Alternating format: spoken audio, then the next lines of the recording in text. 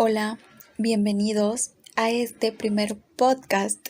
Yo soy Astrid Elizabeth González Obando y hoy estoy acompañada de mi colega María Fernanda Arrivillaga Martínez. En este primer episodio vamos a estar hablando un poco sobre el trastorno de conducta. Esperamos que lo que digamos el día de hoy te sea de ayuda, te pueda ayudar a comprender el trastorno de conducta. Así que ponte tus audífonos. Es el momento perfecto para hacer esos oficios que no quieres. Barrer, organizar tu habitación, todo lo que necesites. Te vamos a estar acompañando en este ratito. Así que vamos a empezar. Algo importante a mencionar, la información que te compartiremos no es para que te autodiagnostiques. Solo el profesional podrá confirmar este trastorno. Y bueno, ahora sí, teniendo claro esto, empecemos. Hola, muchísimas gracias por la invitación, Astrid. Es un gusto para mí poder estar el día de hoy aquí con ustedes para poder abarcar un trastorno de esta magnitud, ¿no?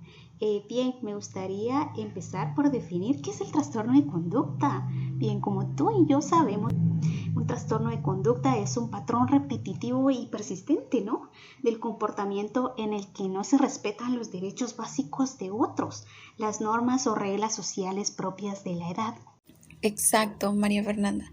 Como tú lo has dicho, los individuos con este trastorno no respetan los derechos básicos de las demás personas. Pero, ¿por qué es que se da esto? Bueno, básicamente es porque el trastorno de conducta viene siendo una serie de problemas conductuales y emocionales. Algo que me parece interesante es que junto a este trastorno pueden coexistir el trastorno negativista desafiante o el TDAH. Interesante, ¿verdad? Exacto, Astrid. Lo que mencionas es relevante porque este trastorno siempre irá acompañado de otros trastornos de la conducta y el comportamiento. También me parece importante conocer los criterios diagnósticos del trastorno de conducta. Así que me gustaría, María Fernanda, que por favor nos los pudieras explicar para comprender cómo y cuándo hacer este diagnóstico. Bien, para poder diagnosticar se deben de manifestar en los últimos 12 meses por lo menos 3 de los 15 criterios que les mencionaré a continuación. Pero estos criterios se dividen en categorías. En la primera categoría podemos encontrar agresión a personas y animales. Bien, las personas tenderán a acosar, amenazar o intimidar a otros, o incluso son de esas personas que inician peleas o que han usado armas para provocar serios daños a terceros, por ejemplo, usando un bastón, un cuchillo o armas de ese tipo que puedan utilizar para poder lastimar a los demás. O incluso son de esas personas que han ejercido la crueldad física contra animales o contra personas, o que han robado enfrentándose a la víctima o han violado sexualmente a alguien. En la segunda categoría podemos encontrar la destrucción de la propiedad. Por ejemplo, son de esas personas que pueden prender fuego deliberadamente con la intención de provocar graves daños a terceros, o por ejemplo, destruir deliberadamente la propiedad de alguien más sin que le preocupe los daños severos que pueda provocar. Por ejemplo, no sé, quebrar una ventana o no sé, arrancar las flores de un jardín, se me ocurre también, o que incluso quiebre las ventanas del carro, ¿no? La tercera categoría se basa en el engaño o el robo. Por ejemplo, son de esas personas que pueden invadir casas, edificios o incluso robarse el auto de alguien más. O son de esas personas que pueden mentir a menudo con tal de evitar obligaciones o por ejemplo para obtener objetos o que le hagan favores, ¿verdad? O son de esas personas que pueden robar objetos de cierto valor sin enfrentarse a la víctima. En la cuarta categoría podemos encontrar el incumplimiento grave de las normas. A menudo este tipo de personas se escapan de su casa por la noche a X fiesta, digámoslo así, porque sus amigos lo invitaron a pesar de la prohibición de sus padres. Este tipo de conductas puede empezar a la edad de 13 años o incluso pueden ser, no sé, de esos niños o esos adolescentes que se escapan de su casa y no vuelven, por ejemplo, en un día o a veces dos. Hay casos extremos en los que los padres se han preocupado tanto que han activado la alarma Alba Kenneth, ¿no? La verdad es que son muchos los aspectos a tener en cuenta a la hora de realizar un diagnóstico y nos pudimos dar cuenta de ello gracias a la explicación de María Fernanda. Y es por eso que para que tengan una mejor comprensión, hemos preparado un caso el cual gira en torno a un chico llamado Kyle. Kyle es un chico de 12 años que acepta a regañadientes ingresar en una unidad psiquiátrica después de ser arrestado por allanar un supermercado. La madre refiere que está agotada y añade que es muy difícil criar un hijo que no conoce las normas. Desde muy niño, Kyle era inusualmente agresivo, acosaba a otros niños y les quitaba sus cosas. Si lo reprendía la madre, el padrastro o un profesor, tendía desde hacía mucho a insultar y golpear, sin importarle el posible castigo, siendo disruptivo, impulsivo e inquieto. A Kyle le diagnosticaron el trastorno de déficit de atención e hiperactividad y lo llevaron a un programa de educación especial en 2º grado.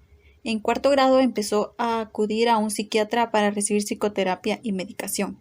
El cumplimiento fue solamente esporádico con la terapia y la medicación.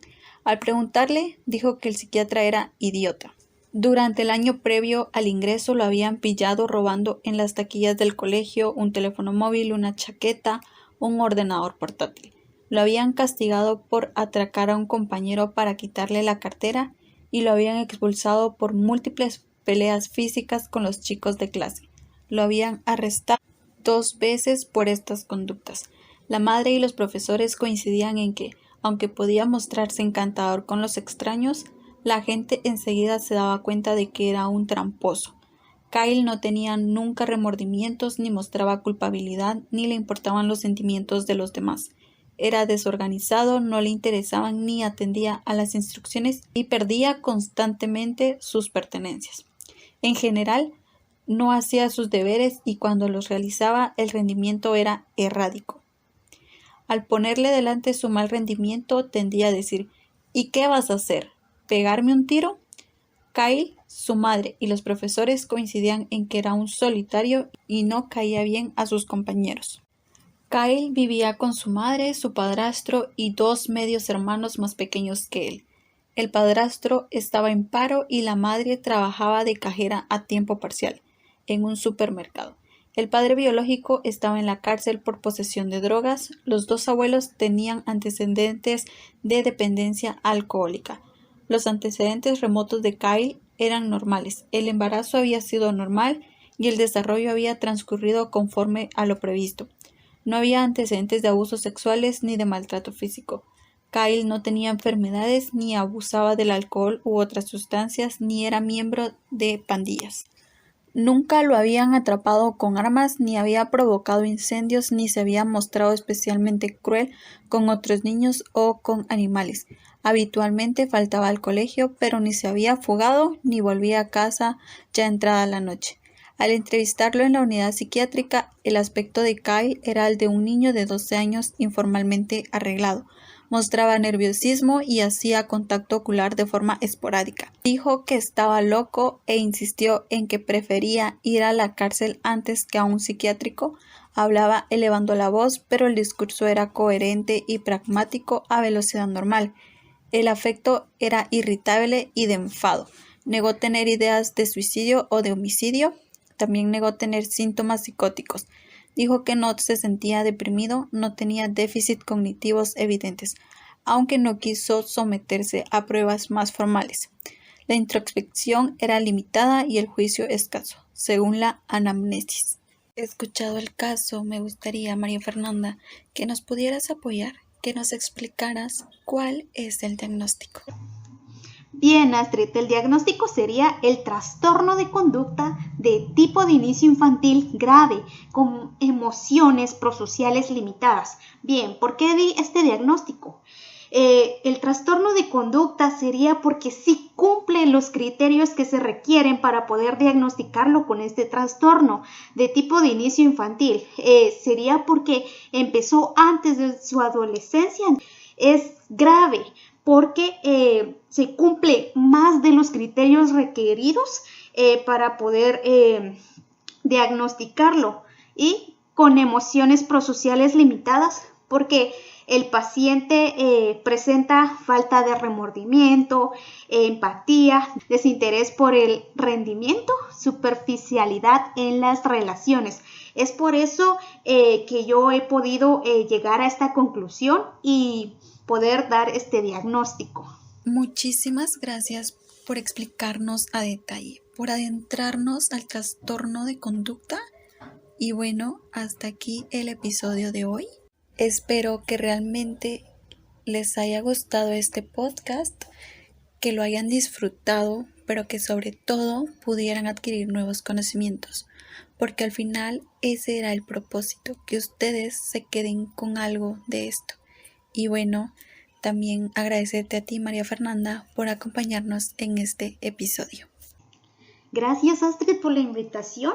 Espero que les haya servido esta información. Hasta la próxima.